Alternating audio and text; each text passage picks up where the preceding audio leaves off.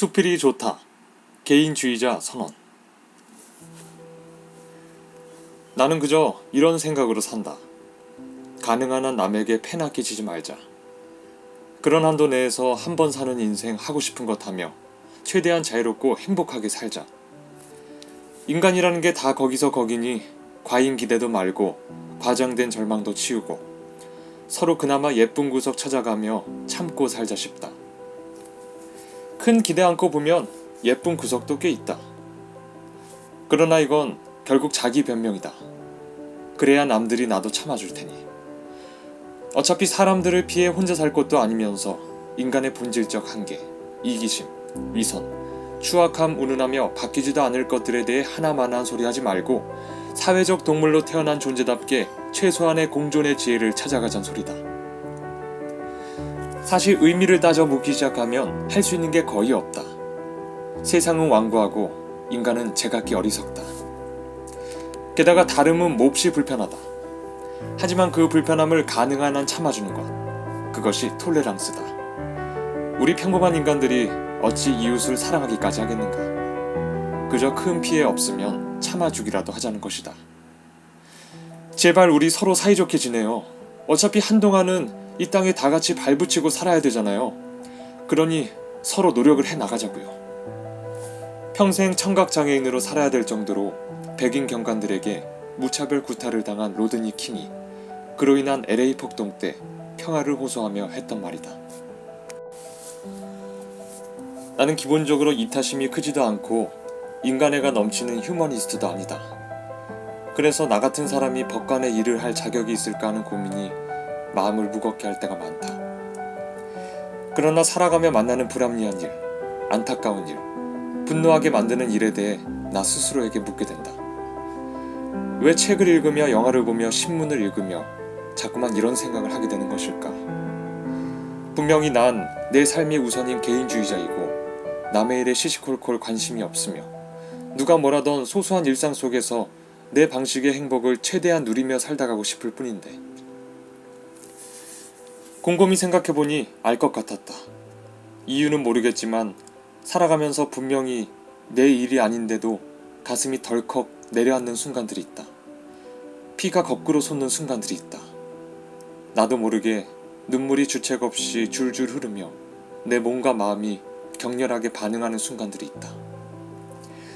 나와 아무 상관없는데도 지하주차장에서 일하며 힘겹게 공부하는 젊은이가 부잣집 사모님 앞에 잘못 없이 무릎 꿇고 고개 숙이는 꼴을 보면 피가 거꾸로 솟아 앞이 아득해진다. 함난대교를 지날 때마다 10년 넘도록 마주치는 실종된 송혜이 좀 찾아주세요 현수막은 여전히 가슴을 덜컥 내려앉게 만든다. 그 현수막을 아이 아빠가 16년째 새 것으로 바꿔 걸고 있다는 걸 뒤늦게 알고는 나도 모르게 눈물을 흘리지 않을 수 없었다. 그리고 나뿐 아니라 모두가 경험한 순간이 있다. 눈앞에서 수많은 아이들이 시퍼런 바닷속으로 사라지는 다시 생각하기도 끔찍한 순간. 몸이 떨리고 무섭고 무력하고 울음조차 안 나오는 시간들을 경험하며 조금씩 깨달았다. 우리가 당연하게 여기는 평온한 일상이라는 것이 얼마나 쉽게 깨져버리는 유리 같은 것인지, 우리 하나하나는 얼마나 무력한지, 우리가 문명이라 부르고 사회라고 부르는 것이 얼마나 허약한지, 그리고 나와 아무 상관없어도 타인들이 고통을 당하는 옆에서 나 혼자 행복한 일상을 누린다는 것이 얼마나 죄스럽고 마음 무거운 일인지. 평범한 일상에서도 이런 순간들을 피할 수가 없는데 하물며 상처 주고 상처받아 피 철철 흘리는 사람들을 늘 만나야 하는 법정에서는 또 어떻겠는가. 직업병 때문일까? 어떤 때는 다른 것은 몰라도 고통만큼은 평등할지도 모르겠다는 생각이 든다. 부자도 권력자도 스타도 화려한 겉껍질 속에는 골물대로 골문 상처가 가득했다. 건강 때문에, 가족 때문에, 자식 때문에, 때로는 자기 자신 때문에 남모를 고통에 시달리는 경우가 허다했다. 하물며 돈도 권력도 없는 평범한 사람들은 어떻겠는가. 그 흔하디 흔해 보이는 건강하게 자라서 사랑하는 이를 만나 아이를 갖고 키우며 사는 일들이 실은 얼마나 전쟁같이 힘든 일인지. 지금 힘들어하는 모든 이들에게 드리고 싶은 드라마 대장금 중 한상국 마마님의 말씀이 있다. 장금아, 사람들이 너를 오해하는 게 있다.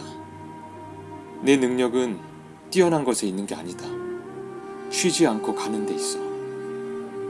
모두가 그만두는 때 눈을 동그랗게 뜨고 다시 시작하는 것. 너는 얼음 속에 던져져 있어도 꽃을 피우는 꽃이야.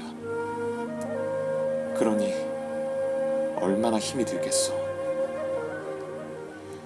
격려를 해주면서도 끝에는 그러니 얼마나 힘이 들겠어라며 알아주는 마음. 우리 서로에게 이것이 필요한 시대가 아닐까. 개인주의자 선언 중에서 문유석 지음 문학동네.